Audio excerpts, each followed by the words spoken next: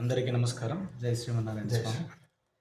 ఇటీవల burning topic మన GR స్వామి వారు శంకరులు ప్రతిష్ఠించలేదు, శంకరులు స్థాపించలేదు అని చెప్తున్నటువంటి చతురామ్నాయుల పీఠాల గురించి, దీని గురించి వేరు వేరు నాయకులందరూ కూడా వాళ్ళ అభిప్రాయాలు వ్యక్తం చేస్తున్నారు.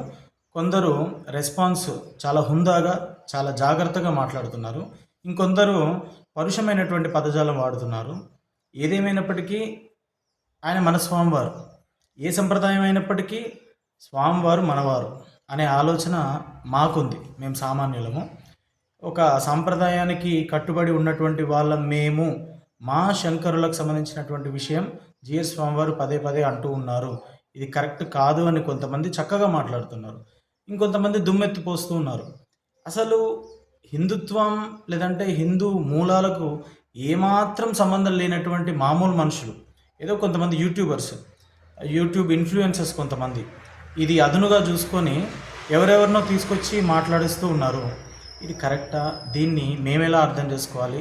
సంప్రదాయం ఏమైనప్పటికీ వారు పీఠాధిపతులు, మన స్వామివారు మాట్లాడినటువంటి విషయాలని ఎలా అర్థం చేసుకోవాలి?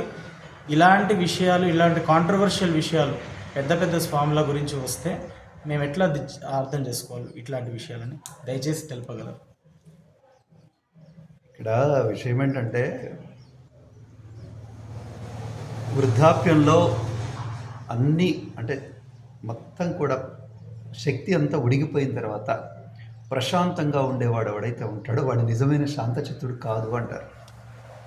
ఎవడైతే వయస్సులో ఉన్నప్పుడు, ఉద్వేగంలో ఉన్నప్పుడు, లేదంటే మంచి శక్తి సామర్థ్యాలు అన్నీ కూడా ఉండి కూడా వాడు ప్రశాంతంగా ఆలోచించేవాడు ఎవడైతే ఉంటాడో వాడిని శాంతచిత్తుడు అంటారు. ఇక్కడ అంటే ఈ విషయం ఎందుకు చెప్తున్నానంటే, ఇప్పుడు మామూలు వాడిని మనం ప్రశాంతంగా ఉండండి అని చెప్తాం. ఇక్కడ ఏమైపోతుంది, ఇలా ప్రశాంతంగా ఉండండి అని చెప్పగలిగిన వాళ్ళు ప్రవచనకర్తలు, తర్వాత మానవ జీవితాన్ని ఎలా నడిపించుకోవాలో చెప్పగలిగిన వాళ్ళు, లేదంటే ఉద్దస్తమానం ఈ దేవాలయాల్లో ఆధ్యాత్మిక కార్యక్రమాల్లో ఉంటూ ప్రజల్ని కాస్త సక్రమమైనటువంటి దారిలో నడిపించాలని ప్రయత్నం చేస్తున్నటువంటి వాళ్ళు ఎవరైతే ఉంటారో వాళ్ళే హద్దులు మీరి ప్రవర్తించడం అనేది చాలా బాధాకరంగా ఉంది. ఇప్పుడు మీరందరూ కూడా సంయమనం పాటించండి అంటే అసలు సంయమీ ఆయనే కదా, ఆయన ఎందుకు పాటించాడు? అక్కడి నుంచి వచ్చేది మనకు. లేదు మీరందరూ కొంచెం మీ విజ్ఞతకే వదిలేస్తున్నారంటే ఆయనకి విజ్ఞానం లేదా? జిఆర్ స్వామి వారికి విజ్ఞానం లేదా? మరి మనం ఇట్లా మాట్లాడితే ఇట్లా మీరు బాధ్యతాయుతంగా వ్యవహరించండి అంటే జిఆర్ స్వామి వారికి బాధ్యత లేదా? అంటే ఇక్కడ ఏముంటుందంటే, ఒక తల్లి ఒక తండ్రి ఒక కొడుకుని ఎన్నైనా తిడతాడు, అసలు నువ్వు నా కడుపులో పుట్టలేదురా, చెడబుట్టావురా, అట్లరా ఇట్లరా అని తిడతాడు. కానీ అవే మాటలు మరి కొడుకు తిట్టకూడదు. అవే మాటలు తల్లిని కానీ తండ్రిని కానీ తిట్టకూడదు. అది ఎప్పుడు జరుగుతుంది అంటే, వీళ్ళు నా తల్లి తండ్రి అని అనుకున్నారు. ఇది ఇప్పుడు ఈ పీఠాధిపతులను మనం అంటే ఈ వైష్ణవ అనుయాయులు కానీ శైవ అనుయాయులు కానీ అసలు ఈ పీఠాధిపతులందరూ కూడా మనవాళ్లే అనుకుంటున్నారా? అంటే ఒక కంచి కామకోటి పీఠాధిపతి మనవాడే అని వైష్ణవులు అనుకుంటున్నారా? సంబంధం లేదా? లేదంటే ఇప్పుడున్నటువంటి జీయర్ పీఠాలు ఇవి మనకు సంబంధించినవే అనుకుంటున్నారు వీళ్ళు? లేదంటే మన శత్రువుల? అసలు ముందు వాళ్ళలో భావన అంటే ఈ పాటిస్తున్నటువంటి జనంలో భావన ఎట్లా ఉంది? ఇక్కడ ఇంకోటి దాంట్లో వాళ్ళంతా బాగున్నారండి, మధ్య మధ్యలో వీళ్ళు ఎడగొడుతున్నారు అనవసరంగా. ఈ జిఆర్ స్వామి వాళ్ళు లాంటి వాళ్ళు ఇలా చిచ్చు పెడుతున్నారు. అదైతే మాట వాస్తవం, మనం గమనిస్తున్నాం గత 3-4 సంవత్సరాల నుంచి. రామేశ్వరం పేరు మీద ఒకసారి, తర్వాత ఇంకా దేనికోసం ఎక్కడో ఏదో శివలింగం ఇంట్లో ఉంచుకోకూడదా లేదా అనేటువంటి విషయంలో ఒకసారి, ఇట్లా అనేక సార్లు జిఆర్ స్వామి వారు తన అభిప్రాయాన్ని ఆవేశంతో చెప్తారో మరి ఎలా చెప్తారో మనకు తెలియదు, మొత్తానికి అయితే చెప్పారు. అయితే 1-2 సార్లు జరిగినప్పుడే మనందరం అంటే ఇక్కడ ఈ సమాజం పాడైపోతుంది, హిందుత్వం పాడైపోతుంది అనుకున్న వాళ్ళు, లేదంటే ఈ వైష్ణవ శైవ ద్వేషం ఇలా పీఠాధిపతులు చేయకూడదు అని ఇప్పుడు ఎట్లయితే మాట్లాడుతున్నారో వీళ్ళందరూ వెళ్ళి ఎప్పుడో కూర్చోగలిగి ఉంటే మళ్ళీ ఇంకోటి జరిగేది కాదు. కానీ అట్లా మనం కూర్చోకుండా ఏం చేస్తున్నాం అంటే, రామేశ్వరం విషయం తీసుకున్నాం అనుకోండి, వాళ్ళకుండే ప్రమాణాలు వాళ్ళు చెప్తున్నారు, వీళ్ళకుండే ప్రమాణాలు వీళ్ళు చెప్తున్నారు. ఇంతకేమైంది? రామేశ్వరం తేలిందా? అంటే ఒక సగటు మనిషికి ఏమైనా సందేశం ఇవ్వగలిగినామా? ఏమీ లేదు. అంటే ఇప్పుడు అది ఎప్పుడు కన్ఫ్యూజే కదా. ఇంకా 4 రోజులకైనా ఎవడైనా చిచ్చు పెట్టచ్చుగా, పుండు ముదిరి బండ్ అయింది అంతే. అంతే కదా. ఇట్లా ప్రతి దాన్ని మనం అలాగే చేస్తాం. లేదంటే జేఆర్ స్వామి అయితే తప్పంటే ఆయన దగ్గర కూర్చోవాలి కదా, మనమైనా కూర్చోవాలి, లేదా పీఠాధిపతులైనా కూర్చోవాలి, లేదా ఈ రామేశ్వరం గురించి ఇలా మాట్లాడకూడదు అనుకున్నటువంటి వాళ్ళు ఎవరైతే ఉంటారో, ఇట్లా ప్రతి ఒక్కళ్ళు ఈ శివుడి గురించి, శివలింగం గురించి ఇలా మాట్లాడకూడదు అనుకునేవాళ్ళు. తర్వాత ఇంకొకటి ఏంటంటే, పీఠాధిపతులు కలుసుకోరా, వాళ్ళ ప్రారంభోత్సవాలకు వస్తారు, వాళ్ళ కార్యక్రమాలకు ముఖ్య అతిథులుగా వస్తారు. మరి ఇలాంటి సమయంలో వాళ్ళు ఎందుకు రారు? అందుకని నిజం చెప్పాలంటే ఇది సగటు మనిషికి ఏమి ఇబ్బంది లేదు, కానీ అంతో ఇంతో తెలుసు అనుకున్నటువంటి వాడికి, తర్వాత ఈ తెలుసు అనుకునేటువంటి వాళ్ళందరికీ నేనే గురువును అనుకునేటువంటి వాళ్ళు ఎవరైతే ఉంటారో, అవునన్నా కాదన్నా వాళ్ళు ఒక రకమైన అహంకారపూరితంగా వ్యవహరిస్తున్నారు, లేదంటే ఎవరి పరిధిని వాళ్ళు నిర్మించుకొని వ్యవహరిస్తున్నారు. ఇక్కడ నేను ఇంకొక మాట మాట్లాడితే ఎవరికైనా ఇబ్బంది కలగవచ్చు.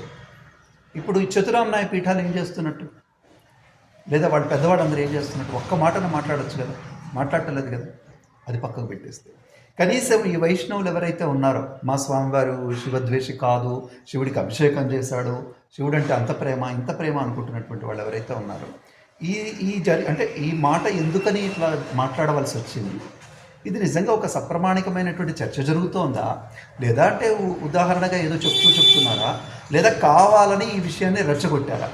ఇంతే కదా, వివరణే కదా మనం అడిగింది. ఇప్పుడు అక్కడ ఉన్నటువంటి ఇంకొక 2 జీయర్లు ఉంటారు, వీళ్ళ అనుయాయులు ఉంటారు, ఎవరైనా ఈ విషయం ఇది కాదు, ఇది లేదంటే కొంచెం ఆగండి, దీనికోసం చర్చ పెడదాం అని అక్కడి నుంచి ఒక చిన్న సందేశం వస్తే ఇదంతా చల్లారిపోతుంది. లేదా ఇక్కడ పీఠాధిపతులు ఎవరైనా ఒక చిన్న విషయాన్ని కనుక మేము చూసుకుంటా, మీరేం మాట్లాడొద్దంటే సరిపోదు. వాళ్ళు ఎందుకు మాట్లాడటం లేదంటే, రాజకీయ నాయకులు కనుక మైకుల్లో ఊదరగొట్టేసి జనాన్ని రెచ్చగొట్టినట్టుగా, సినిమా యాక్టర్లు కనుక తెలిసి తెలియకేదో మాట్లాడి జనాన్ని రెచ్చగొట్టినట్టుగా, పీఠాధిపతులు కూడా అలాగే మాట్లాడుతున్నారు. ఎవరికి పరిధిలో వాళ్ళు మాట్లాడేసి, ఇష్టం వచ్చినట్టుగా మాట్లాడేసి. అయితే ఇది ఎవరికి ఇబ్బంది అవుతుంది?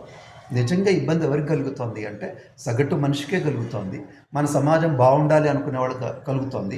ఇవన్నీ కూడా హిందూ ధర్మంలో, సనాతన ధర్మాల్లో భాగాలే కదా అని అనుకునేటువంటి వాడికి మనస్సు ఎంత బాధ అవుతుందంటే చెప్పుకోవడానికి వీళ్ళెంత బాధ అవుతుంది. ఇక్కడ ఇంకోటి కూడా చెప్తాను, విశ్వ హిందూ పరిషత్ వాళ్ళు వీటన్నిటి వెనకేసుకొస్తారుగా, హిందూ ధర్మ ప్రచార పరిషత్తు, విశ్వ హిందూ పరిషత్తులు ఇవన్నీ అనుకోసుకొస్తాయి కదా. వీళ్ళు చాలా పెద్దవాళ్ళు కదా, అసలు నువ్వు నేనంటే ఇక్కడ కూర్చొని మాట్లాడడం తప్ప మనం ఏం చేయలేదు. వీళ్ళందరూ పెద్దవాళ్ళు కదా, వెళ్ళి స్వామివారి దగ్గర కూర్చొని ఎందుకు జరిగింది, ఇలా ఏం జరిగింది, ఒక ఫోన్ కొట్టలేరా, వెళ్ళలేరా, మాట్లాడలేరా?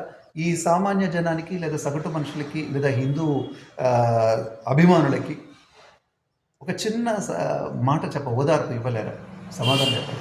ఎందుకు చెప్పట్లేదు అంటే, వీళ్ళందరూ బాధ్యతారాహిత్యం, సమాజం మీద బాధ్యతారాహిత్యం ఎవ్వడికంటే ఎవరికి లేదు. నన్ను అడిగితే మాత్రం ఇదంతా కూడా అందరూ కావాలని మనల్ని ఇబ్బంది పెడుతున్నారు. అదేదో ఉంది చూడు, కోవా బన్ అని కొన్ని రోజులు అది నడుగుతూ ఉంటుంది, అంతకుముందు ఒకటి ఆ రాహుల్ గాంధీ ఏదో పుస్తకం తీసుకొచ్చాడు, అది కొన్ని రోజులు నలిగింది. ఏమన్నది ఏం తేల్తాయా ఇవన్నీ? వీళ్ళ వ్యూస్ కోసం ఇవన్నీ ఏం తేలవు. మనలాంటి వాడు పాపం పిచ్చోళ్ళే ఆవేశపడి మా శివుడిని అంటావా అని, వాడు మా విష్ణువుని అంటావా, మా జీయర్ని అంటావా, ఏంది గోలంతా. కాబట్టి ఇదంతా బాధ్యతారాహిత్య చర్య.